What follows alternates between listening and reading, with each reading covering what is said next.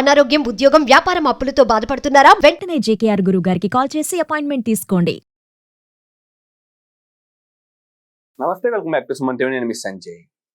ఈరోజు ఇంకొక అవేర్నెస్ కోసం మేము ముందుకు ఒక వీడియో అనేది తీసుకొచ్చాం, ఒక సంఘటన అనేది తీసుకొచ్చాం. ఈ సంఘటన విన్నాక ఖచ్చితంగా మీ నోటి నుంచి మాట అనేది వస్తుంది. What a vision, what a thought. నిజంగా పిచ్చోళ్ళు అయిపోతారు ఈ సంఘటన తెలిసిన తర్వాత. అసలు ఈ సంఘటన ఏంటంటే, రాజస్థాన్లో 23 ఏళ్ల అమ్మాయి కేవలం 7 నెలల్లోనే 25 మందిని పెళ్లి చేసుకుని మోసం చేసింది. అసలు ఈ సంఘటన ఎలా జరిగింది, అసలు వాళ్ళని ఎంత పకడ్బందీగా ఎలా మోసం చేశారు అనే విషయాలపై ఈరోజు చర్చించడానికి మనతో పాటు ఉన్నారు Telangana high court advocate KV Ramarao గారు. సార్తో మాట్లాడి కొన్ని విషయాలు తెలుసుకుందాం. నమస్తే సార్. నమస్తే సంజయ్ గారు. సార్, చూశారు కదా అసలు ఈ రాజస్థాన్ 23 ఏళ్ల అమ్మాయి సంఘటన ఏంటి, అసలు ఆ ఘటనకి గల కారణాలు ఏంటి, అసలు ఆమె 25 మందిని 7 నెలల్లో ఎలా పెళ్లి చేసుకుంది, 7 నెలల్లో ఎలా మోసం చేసింది అనే విషయంపై మనం ప్రేక్షకులకి మీ నోటితో కాస్త తెలియజేస్తారా? సంజయ్ గారు, సార్ మీరు ఏదైతే సెన్సేషన్ గా చెప్తారో ఈ సంఘటన సంబంధించిన ఆ వ్యక్తి, ఆ యువతి పేరు 23 సంవత్సరాల గల అనురాధ. వారి యొక్క రాష్ట్రం ఉత్తరప్రదేశ్ రాష్ట్రంలోని మహారాజ్గంజ్ ప్రాంతంలో ఒక ప్రైవేట్ హాస్పిటల్లో ఎంప్లాయీగా పనిచేస్తుంది. వారి యొక్క బంధువులు, తల్లిదండ్రులు ఆమెకి మ్యారేజ్ చేశారు. మ్యారేజ్ చేసినాక కొద్ది రోజులకే ఆమె కొన్ని తగాదాలతో భర్తతో విడిపోయింది. విడిపోయి ఆమె డబ్బు ఆశతో ఆ యొక్క మ్యారేజ్ బ్రోకర్లతో ఆమె పరిచయాలు ఏర్పడ్డాయి. మ్యారేజ్ బ్రోకర్లు ఎలా తయారయ్యారంటే, ఈమె చాలా అందంగా ఉన్న యువతి, వయసు తక్కువ, 23 ఏళ్ళ వయసు. ఎవరైతే పెళ్లి కావాలని ఆశపడుతూ ఒక మ్యారేజ్ చెడిపోయి, 2 మ్యారేజ్ చెడిపోయి వ్యక్తులు 35 నుంచి 40 ఏళ్ళు, 45 నుంచి 50 ఏళ్ల లోపు వయసులో ఉన్న వ్యక్తులకి వాళ్ళకి ఏదో రకంగా వాళ్ళ భార్యలతో విడాకులైన వ్యక్తులు పెళ్లిళ్ళకి ఆశపడుతుంటారు. వీళ్ళు మ్యాట్రిమోని యొక్క యాప్స్ కానీ లోకల్ మ్యారేజ్ బ్రోకర్లకి ఈ పాప సిద్ధంగా ఉంది కాబట్టి, వాళ్ళకి సహకరిస్తుంది కాబట్టి ఈ పాప యొక్క ఫొటోస్ వాళ్ళకి బ్రోకర్లకు ఇవ్వడం. బ్రోకర్లకు ఇచ్చేటప్పుడే చెప్తారు, ఏం చెప్తారంటే, ఈ పాప పేద కుటుంబం నుంచి వచ్చింది, పెళ్లి చేయడానికి తల్లిదండ్రులు ఎవరు లేరు, ఈ పాపని మీరు మ్యారేజ్ చేసుకోవాలంటే మీరే ఆ పాపకి సహకరించాలి, ఆమెకు సంబంధించిన గోల్డ్ అయినా ఆ పెళ్లి ఖర్చులైనా ఇట్లా ముందే బ్రోకర్లు చెప్పేసి, ఈ రోజుల్లో మీకు తెలవంది ఏముంది, 1-2 పెళ్లిళ్ళు చెడిపోయిన ఈ మధ్య వయస్కులకి అరే యంగ్స్టర్ అమ్మాయి నాకు దొరుకుతుందంటే కొంతమంది వీళ్ళు ముందే వేస్తారు ప్లాన్. బాగా ఉన్నోడిని, డబ్బులు ఉన్నోడికి ఆశ చూపించి ఆ పాప గురించి బాగా చెప్పి ట్రాప్ లో చేస్తున్నారు. ట్రాప్ చేసినాక వీళ్ళు ఒక 3-4 రకాలుగా టీములుగా మారిపోతారు. ఈ మూట పెళ్లి సంబంధాలు చూసేది ఒక మూట, ఆ పెళ్లి చేసేది ఒక మూట, తర్వాత అక్కడి నుంచి పెళ్లి అయిన 10 రోజులకి ఎలా జంపు కావాలి, ఇదంతా ఒక స్కీమ్ వీళ్ళది. చేస్తూ చేస్తూ ఎక్కడ దాకా పోయారంటే, మీరు చెప్పినట్టుగా టైటిలే అట్లుంది, 7 నెలల్లో 25 పెళ్లిళ్ళు. వాస్తవంగా మనం ఈ రోజుల్లో మన దేశంలో పెళ్లి అంటే ఒకే భార్య ఒకటే పెళ్లి.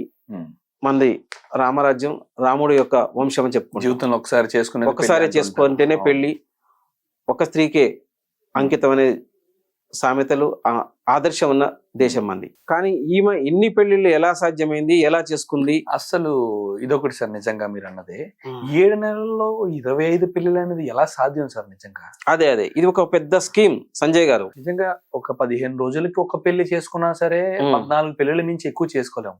అలాంటిది 25 పెళ్లిళ్ళు చేశారంటే వీళ్ళు ఎంత ప్లాన్ చేస్తుంటారు, ఎంత మంది ముఠా ఉండుంటారు, అసలు ఎంత మంది కలిసి ఇదంతా చేశారంటారు? అసలు సంజయ్ గారు, ఇది ఒక పెద్ద మాఫియా. వీళ్ళ ఉద్దేశము ఆ పాపకు పెళ్లి చేయాలని కాదు, ఆ పాపని అడ్డు పెట్టుకొని డబ్బులు ఎలా సంపాదించాలి, ఎలా జనాలని మోసం చేయాలి, ఎలా ఉన్న వ్యక్తులకు పెళ్లి ఆశ చూపించాలి. ఇది ఒక పెద్ద నెట్వర్క్ తయారయ్యారు. మన మ్యాట్రిమోనీ యాప్స్ లో ఈమె ఫోటో ఇవ్వటం, తర్వాత ఈమె డీటెయిల్స్ ఇవ్వడం, ఈమెకి ఎవరు లేరని చెప్పడం, ఈమె చదువుకున్న అమ్మాయి, అందగత్తె, అమాయకురాలు, ఇట్లా ఫీడింగ్ ఇవ్వడం. అదే కాకుండా ఒకే ప్రాంతంలో చేయలే. ఈమె పుట్టింది ఉత్తరప్రదేశ్ అయితే మనకి ఈ సంఘటన ఎక్కడ వెలుగులోకి వచ్చింది? రాజస్థాన్ లో వెలుగులోకి వచ్చింది. అంటే విషయం ఏంటంటే, ఒక కాడ జరిగితే ఇంకొక కాడ నుంచి వెళ్ళిపోతారు. ఈ ముఠా స్కెచ్ ఏంది, ప్రాంతాలు, ఏరియాలు మార్చడం. లోకల్ మ్యారేజ్ బ్రోకర్లకి దేశం అంతా ఎక్కడ జరిగేది ఏం తెలియదు కదా, ఆ లోకల్ విషయాలే తెలుస్తాయి. వాళ్ళ పరిధి అంతా 30, 40, 50 కిలోమీటర్ల లోపే ఉంటది. ఈమె జిల్లాలు దాటిపోతుంది. ఈమె వ్యవస్థ మధ్యప్రదేశ్, ఉత్తరప్రదేశ్ నుంచి రాజస్థాన్కి వెళ్ళిపోయింది. రాజస్థాన్ లో కూడా ఎన్నో పెళ్లిళ్ళు చేసుకుంది. అది కూడా ఎట్లా వెలుగులోకి వచ్చింది? ఈమె ఒక మ్యారేజ్, ఒక శర్మ అనే వ్యక్తిని ఎప్పుడు మొన్న ఏప్రిల్ 20 తారీఖున అది దాదాపు 25వ పెళ్లి అది. అవును. శర్మ అనే వ్యక్తిని పెళ్లి చేసుకుంది. పెళ్లి చేసుకున్నాక అది పెళ్లి కూడా ఎట్లా చేసుకున్నంటే ఆ శర్మ మంచి తెలియగలడు, రిజిస్టర్ మ్యారేజ్ చేసుకున్నాడు. రిజిస్టర్ మ్యారేజ్ చేసుకున్న 10 రోజులకే జంప్ అయింది. ఇతను అది ఎమ్మటే పోలీసులు అప్రోచ్ అయ్యండి. అప్రోచ్ అయితే ఈ లోపల ఆ 10 రోజుల తర్వాత ఇంకో మ్యారేజ్ చేసుకున్నట్టు పోలీసులు కనిపెట్టారు. అక్కడ వెలుగులోకి వచ్చింది. అసలు ఎలా పట్టుకున్నారు సార్? ఈమె యొక్క ఫోన్ ట్రాకింగ్, ఆమెకి పెళ్లి చేయడానికి వచ్చిన వ్యక్తులు ఉంటారు కదా బ్రోకర్స్, ఆ బ్రోకర్లను ఒకళ్ళని పట్టుకోవటం పోలీసులు. ఈ ద్వారా అసలు ఈమె ఎవరు, ఎక్కడి నుంచి వచ్చింది, ఈ పెళ్లి అయిపోయిన 10 రోజులకి ఇంకో పెళ్లి ఎట్లయింది, ఇదంతా ట్రాక్ తీస్తే అసలు ఈమె జీవితం ఎక్కడి నుంచి మొదలైంది, ఈమె ఎంప్లాయ్ ఎక్కడ ఉంది, ఈ పెళ్లిళ్ళు ఎట్లా జరిగినాయి అన్ని వెలుగులోకి వచ్చింది. మ్యారేజ్ బ్రోకర్లు గాని యువతి గాని ఉద్దేశం ఏంటంటే అనుమానం రాకుండా, పెళ్లి చేసుకునే వ్యక్తులు కానీ ఆ యొక్క పెళ్లి యొక్క బంధువులకు కానీ తెలియకుండా ఎక్కడికక్కడికే టీమ్స్ నెట్వర్క్ పెట్టుకున్నారు వీళ్ళు. పెళ్లి అరేంజ్ చేసే టీం ఒకటి, పెళ్లి చేసే టీం ఒకటి, పెళ్లి అయినాక పారిపోయే టీం ఒకటి. పెళ్లిలో వీళ్ళు ఏం వీళ్ళు పెళ్లి ఉత్తగానే పెళ్లి చేయట్లేదు. పెళ్లి కుదిరే ముందే వీళ్ళకి ఏమేం కావాలో చెప్తారు, ఆ అమ్మాయికి ఏం కావాలో చెప్తారు. దాదాపుగా వీళ్ళ స్కీమ్ లో వీళ్ళు సాధించిన డబ్బులు ఎంత, 1 కోటి పైనే. సార్ ఇంత స్కెచ్, ఇంత ప్లానింగ్ తోటి ఇంత అక్రమాలకు పాల్పడుతున్నారు కదా, వీళ్ళని ఎలా పట్టుకున్నారు సార్ పోలీసులు? అసలు పోలీసులు వాళ్ళు ఒక పద్ధతి అనుకున్నారు. ఈమె సిస్టమే ఇట్లా పెళ్లిళ్ళతో జంప్ అవుతుంది కదా, ఈమె మళ్ళీ వీళ్ళకి సంబంధించిన ముఠా ఒక ఏరియాలో ఒక లోకల్ మ్యారేజ్ బ్రోకర్లకి ఫోటో ఇచ్చారు. అది తెలుసుకున్నారు, వాళ్ళలో ఒక మనిషిని పట్టుకున్నారు. వాళ్ళలో మనిషిని పట్టుకున్నట్టు వాళ్ళకి తెలియదు. ఆ మనిషి ద్వారా ఏమేం చేస్తుందో చూపించి వీళ్ళు ఒక ప్రొఫైల్ ఫోటో జంటుది పంపించారు. పంపించి ఆ పెళ్లికి ఆ మూటాన్ని రప్పించారు.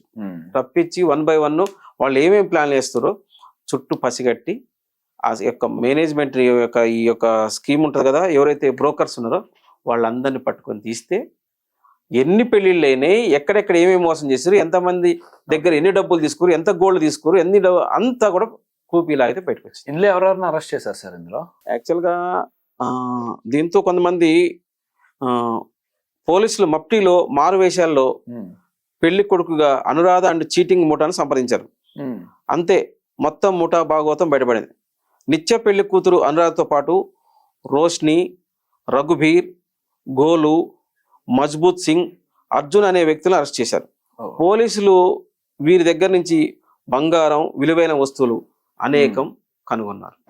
ఈ ముఠా యొక్క చీటింగ్ అనేది వెలుగులో రావడానికి వాళ్ళు ఏ రకమైతే చీటింగ్ పద్ధతిని అవలంబించారో మనకున్న టెక్నాలజీ ప్రకారం పోలీసులు కూడా అంతే తెలివితో, చాకచక్యంతో, ఒక నైపుణ్యంతో వారి ముఠా వేసే స్కెచ్లకు పై ఎత్తులు వేస్తూ పట్టుకున్నారు, వాళ్ళని అరెస్ట్ చేశారు. ఇంకా ఈ కేసు వివరాలు నడుస్తున్నాయి. సార్, ఈ కేసులో పోలీసులు వ్యవహరించిన తీరు చూసుకుంటే చాలా అభినందనీయం సార్. వాళ్ళు డైరెక్ట్ గా దిగి వాళ్ళు ఒక స్కెచ్ పన్ని వాళ్ళని పట్టుకోవడం జరిగింది. నిజంగా యాడ్స్ ఆఫ్ సార్ ఇందులో పోలీస్ డిపార్ట్మెంట్ కి.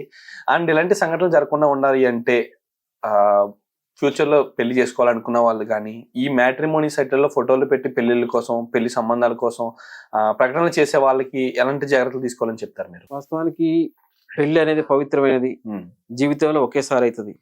కానీ ఇలా మోసం చేసే వ్యక్తులని, ఇలాంటి మూటాలని మనం ఏదైతే ఆశపడుతుంటాడో మనం పెళ్లి ఆశపడ్డప్పుడు దాని వెనక ఏముంది, మనం అంత ఆత్రంగా, అంత తొందరగా అసలు ఒకప్పుడు పెళ్లి అంటే ఏంది, అటు 7 తరాలు ఇటు 7 తరాలు అనేవాళ్ళు. అసలు 7 తరాలు పక్కన పెట్టు, అసలు ఈమె తరం ఏంది, అసలు ఈమె బ్యాక్గ్రౌండ్ ఏంది, ఈమె ఎక్కడి నుంచి వచ్చింది, ఎక్కడ ఉంటుంది, మినిమం సమాచారం కూడా తెలుసుకోకుండా అత్యాశతో అందగత్తె అమ్మాయి తక్కువ వయసు దొరికిందనే ఆశతో పోతే జీవితాలు ఇంతే అవుతాయి. ఆ యొక్క పేరెంట్స్, ఆ పాపను కన్నా పేరెంట్స్ కూడా ఏంది మన పాప మ్యారేజ్ విడాకులు తీసుకొని పోతుందంటే ఆ పాప యొక్క జీవితం ఏందని ఆ పేరెంట్స్ కూడా ఆమెని సంరక్షించాలి. సమాజంలో గాలికి వదిలేస్తే ఇలాంటి ముఠాలు, ఇలాంటి శక్తులు ఆ పాప తెలివిగా డబ్బే సంపాదిస్తుంది. అదే రకంగా ఇంకో కొన్ని ముఠాలు పడితే వ్యభిచార కూపంలోకి పంపిస్తారు. ఆ పాపను చంపేసి ఆమె యొక్క పార్ట్స్ అమ్ముకుంటారు. పేరెంట్స్ బాధ్యత ఉంటుంది, సమాజానికి బాధ్యత ఉంటుంది, పెళ్లి చేసుకునే వాళ్ళకి కూడా బాధ్యత ఉంటుంది. దొరికింది కదా జున్ను ముక్క అన్నట్టుగా పెళ్లి చేసుకుంటే జీవితాలు ఇంతే అవుతాయి, నరకం అవుతుంది. Okay, thank you sir, thank you very much sir. చాలా వాల్యుబుల్ ఇన్ఫర్మేషన్ ఇచ్చారు ఈరోజు మాకు. అండ్ చూసారు కదా గైస్, మోసం చేసే వాళ్ళే ఇంత పకడ్బందీగా చేస్తున్నారంటే మోసపోకుండా ఉండాలి అంటే మనం ఎంత జాగ్రత్తగా ఉండాలి. అసలు పెళ్లి చేయడానికి ఒక మూట, పెళ్లిలో తల్లిదండ్రులుగా వ్యవహరించడానికి ఒక మూట, ఆ పెళ్లి నుంచి పారిపోయాక ఇంకో పెళ్లి చేయడానికి ఇంకొక మూట. ఇంత పక్క ప్లానింగ్ అనేది మోసాలు అనేది చేస్తున్నారు. అసలు పెళ్లి చేసుకునే ముందు అమ్మాయి లేదా అబ్బాయి అయితే వాళ్ళ పుట్టుబడతాలు ఏంటి ఇవన్నీ తెలుసుకుంటాం. కానీ ఈ రోజున్న సమాజంలో ఆ పెళ్లి సంబంధం అంటే ఆ పెళ్లి మ్యాచ్ తీసుకొచ్చిన వ్యక్తికి సంబంధించిన వివరాలు కూడా తెలుసుకోవాల్సిన విషయం తెలుస్తుంది ఇక్కడ మనకి. అండ్ ఇలాంటి మోసపూరితమైన ఇబ్బందులు పడకండి.